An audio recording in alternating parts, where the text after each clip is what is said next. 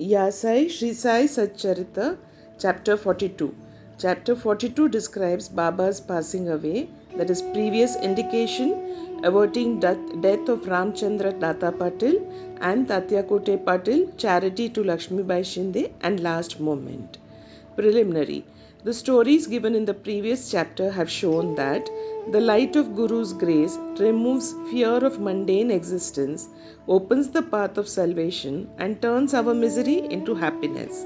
If we always remember the feet of the Sadguru, our troubles come to an end, death loses its sting, and the misery of these mundane existence is obliterated. Therefore, those who care for their welfare should carefully listen to these stories of Sai Samarth, which will purify their minds. In the beginning, Hemadpant dwells on Dr. Pandit's worship and his marking Baba's forehead with Tripunda, that is 3 horizontal lines. But as this has already been described earlier, it has been omitted here. Previous indication. The readers up till now heard the stories of Baba's life. Let them now hear attentively of Baba's passing away. Baba got a slight fever on 28th of September 1918. The fever lasted for 2 or 3 days, but afterwards Baba gave up his food and thereby grew weaker and weaker. On the 17th day, that is the Tuesday, the 15th October, Baba left his mortal coil at about 2:30 p.m. 2 years before this, that is in 1916, Baba gave an indication of his passing away, but nobody understood it then. It was as follows. On the Vijayadashami day, Baba all of a sudden got into a wild rage in the evening when people were returning from Sima Longanam, that is, the crossing the border or limits of the village. Taking off his headdress, kafni and langota, etc., he tore them and threw them in the dhuni before him. On being fed this offering, the fire in the dhuni began to burn brighter and Baba shone still brighter. He stood there stark naked and with his burning red eyes shouted, "You fellows, now have a look and decide finally whether I am a Muslim or Hindu." Everybody was trembling with fear and none dared to approach Baba.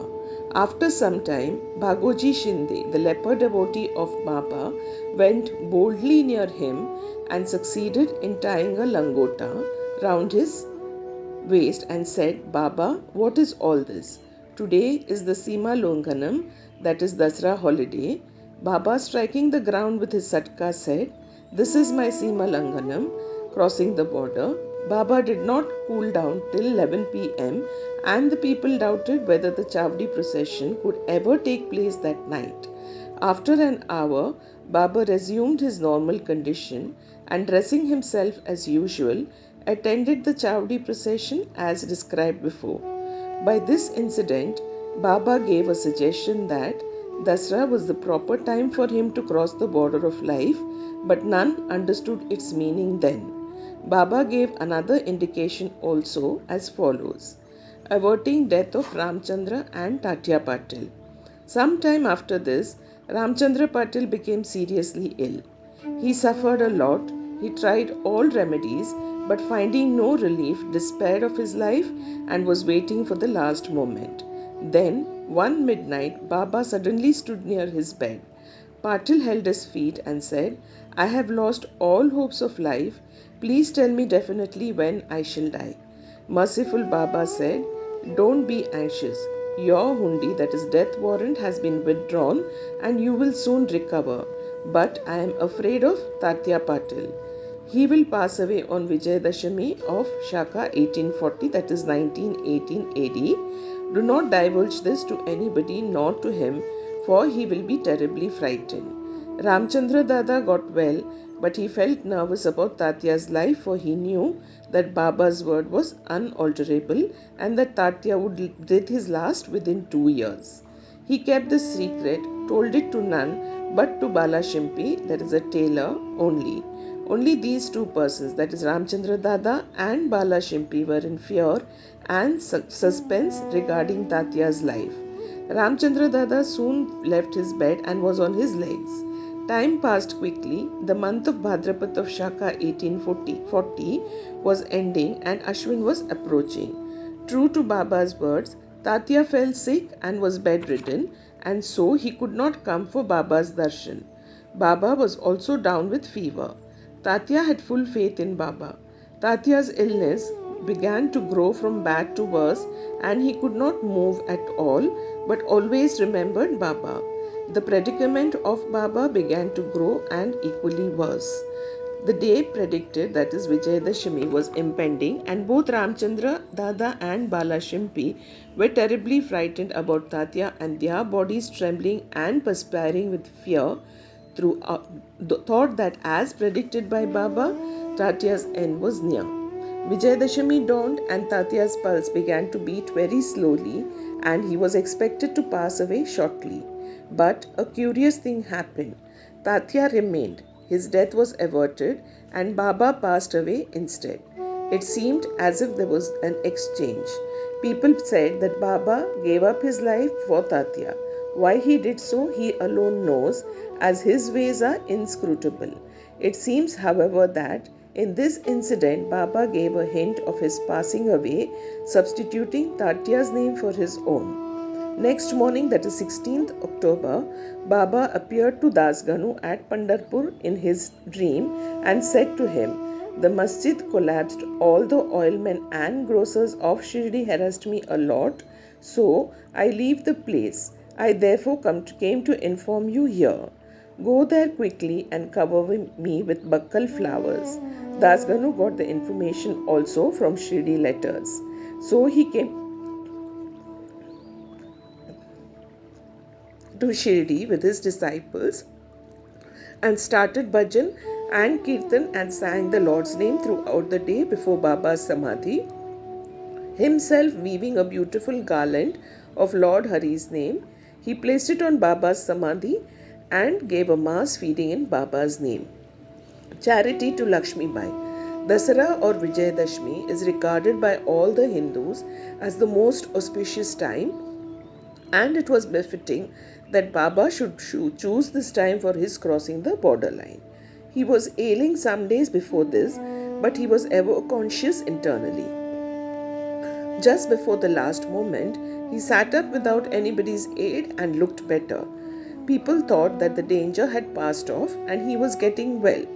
He knew that he was to pass away soon, and therefore he wanted to give some money as charity to Lakshmi Bai Shinde, Baba's pervading all creatures. This Lakshmi Bai Shinde was a good and well-to-do woman. She was serving in the masjid day and night. Except Bhagat Malsapati, Tatya and Lakshmi Bai, none was allowed to step in the masjid at night. Once while Baba was sitting in the masjid with Tatya in the evening, Lakshmi Bai came and saluted Baba. Baba said to her, "Oh Lakshmi, I am very hungry." Off she went saying, "Baba, wait a bit. I return immediately with bread." She did return with bread and vegetables and placed the same before Baba. He took it and gave it to a dog. Lakshmi Bai then said, "What is this, Baba? I ran in haste, prepared bread with my own hands for you, and you threw it to a dog without eating a morsel of it. You gave me trouble unnecessarily." Baba replied, "Why do you grieve for nothing? The appeasement of the dog's hunger is the same as mine. The dog has a soul. The creatures may be different, but the hunger of all is the same. Though some speak and others are dumb, know for certain that he who feeds the hungry really serves me with food. Regard this as truth." This is an ordinary incident, but Baba thereby propounded a great spiritual truth and showed its practical application in daily life without hurting anybody's feelings. From this time onward, Baba Lakshmi Bai began to offer him daily bread and milk with love and devotion. Baba accepted it and ate it appreciatingly. He took a part of this and sent the remainder through Lakshmi Bai to Radha Krishna Mai, who always relished and ate Baba's remnant prasad. This bread story should not be considered as a digression. It shows how Baba pervaded all the creatures and transcended them. He is omnipresent, birthless, deathless and immortal. Baba remembered Lakshmi Bai's service. How could he forget her? Just before leaving his body, he put his hand in his pocket and gave her rupees 5 and then rupees 4, in all rupees 9.